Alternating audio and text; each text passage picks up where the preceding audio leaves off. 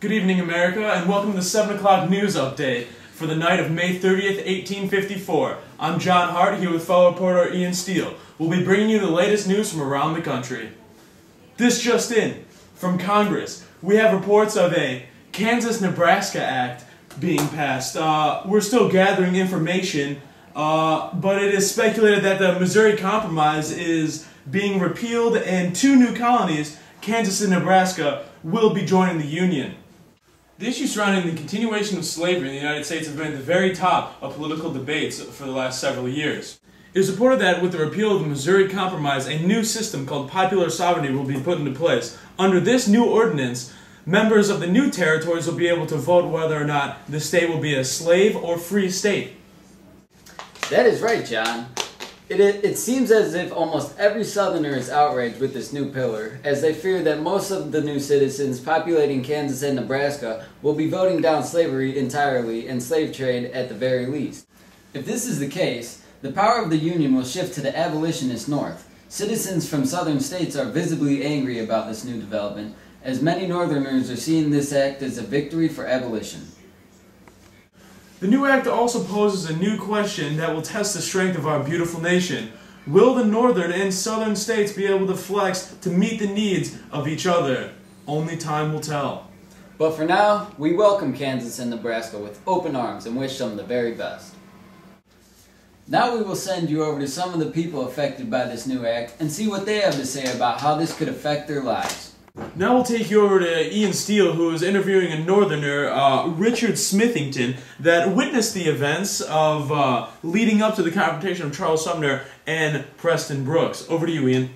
Thanks, John. I'm here with Richard Smithington of Massachusetts, and we're currently discussing this Sumner-Brooks conflict.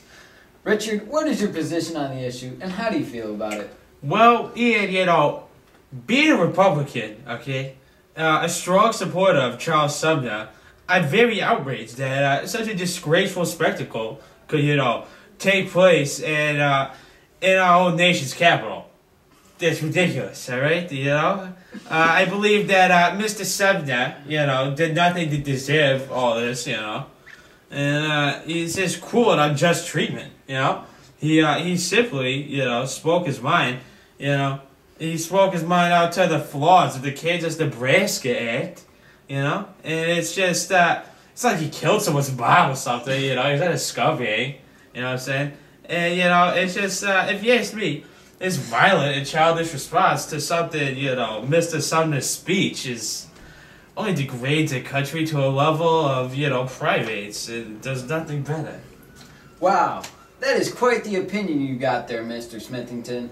For those of you who are not familiar with the Kansas-Nebraska Act, it was created by Senator Stephen Douglas of Illinois and aimed to create new territories in Kansas and Nebraska. It's true. However, the act allowed the issue of slavery to be decided on by popular sovereignty, which has in turn created much controversy. Yeah, it's a triumph for, slave power. Right, I'm sure it is. Richard, could you please describe the events you witnessed so we could get a good grip on the information revolving this conflict? Yeah, I could. Well, as I was listening to, the crime against Kansas speech given by Charles Sumner in the very crowded galleries of the Senate, the voice of abolitionist Charles Sumner was, denouncing the Kansas-Nebraska Act. And, because he viewed it such, the decision of popular sovereignty, and he thought that it would just turn into this thing called popular slavery, put our words right there. Mr. Sumner then, went to speak of the authors of the act. He began to briefly describe the roles of, guys like, Stephen Douglas and Andrew Butler. However, characteristics of, these guys, it's ridiculous. Then the following day, Mr. Sumner finished his description of Mr. Butler and stated that, Butler's views on slavery were wrong. Who is he to say that about anyone, This is why I believe that, he did not deserve the beating he deserved, He didn't deserve it. He got it, he didn't deserve it. Mr. Smithington, do you believe that Charles Sumner's verbal attacks on Senator Douglas and Senator Butler were a necessary part of his speech? I mean, it's absolutely necessary, alright? I mean, the guy had to do something. He had to do something. So yes, I do believe it was a vital part of the speech, believe it or not. You know? However, I admit that Mr. Sumner's depiction of the two was a bit disrespectful, you know? I'll give him that. I mean, it was not his place to say stuff like that, but, you know. Stuff, you know, I mean, especially when, you know, the insults he gave, I mean, were aimed at a person directly, I mean, people, they don't need that. But, you know, Preston Brooks' actions simply, you know, show the dated values of Southern culture, you know, but they also show that the South will stop at nothing to maintain the power of slavery, you know what I'm saying? Yes, Richard. How did Representative Preston Brooks of South Carolina become involved in this situation? Well, he wasn't even insulted. Yeah, it's a good point. You know, he wasn't insulted.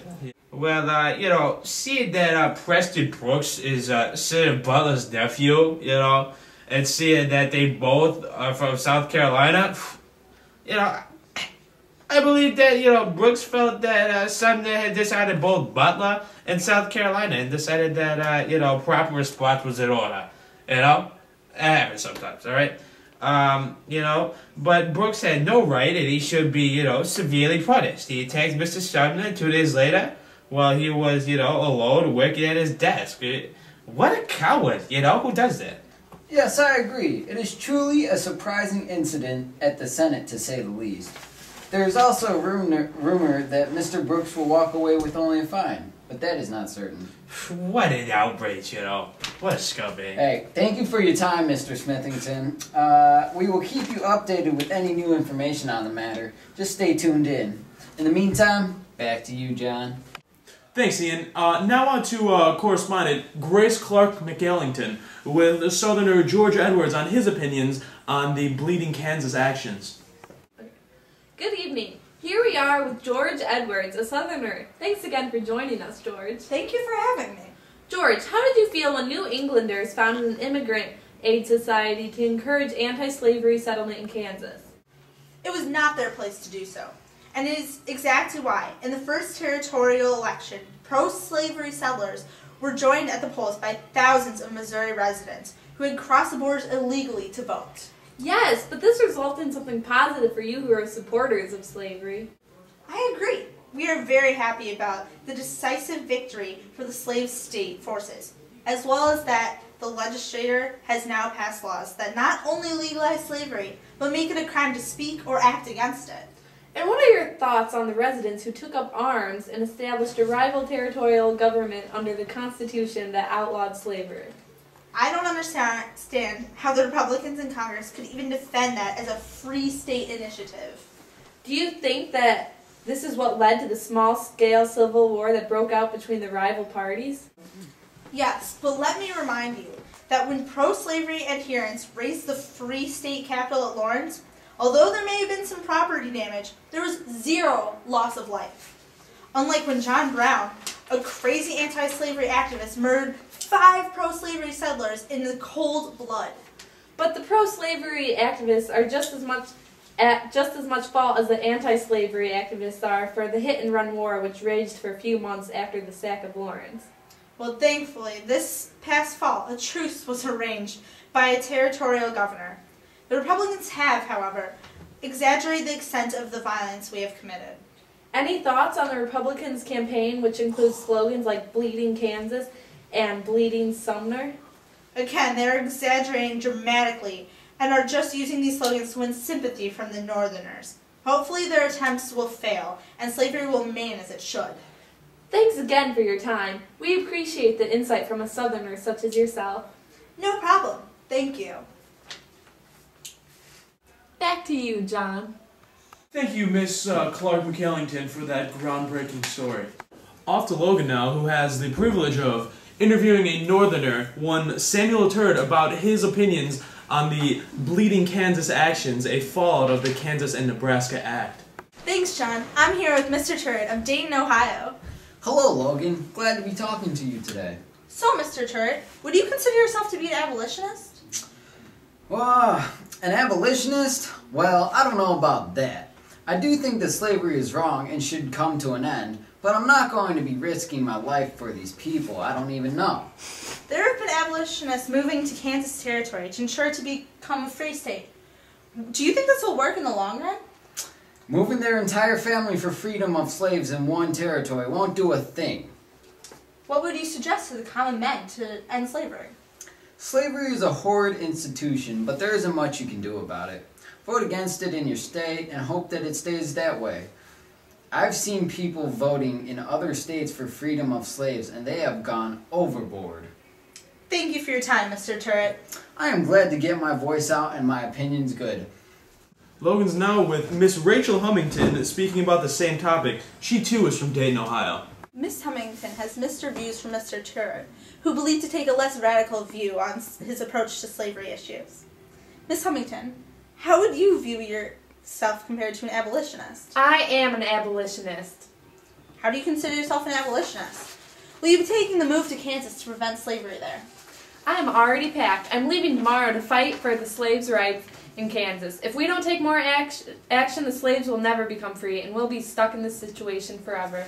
Whom will you be rooting for in the election of 1856? Well, Fremont, of course. He is all for liberation of Kansas from the slave power and for congressional prohibition of slavery in all territories. Do you believe that the North and South are currently in war with each other? Yes, I do. Southerners invaded Lawrence. Lawrence is in a free state. They are no right to try and attack our freedom. For me, war is on. Thank you, Miss Hummington. It was excellent to hear your side of the story. I'm glad to share it. Everyone should be in this fight against slavery. There's wrongdoing in this country, and we need to stop it to be united as one once again. If you need someone to interview again, a large group of us are going to be in Kansas Territory, ready to take action and express our opinion. Thank you again, Miss Hummington. Now back to you, John. Thanks, Logan, for that amazing report. Steele. I'm John Hart. And we are flying out of here.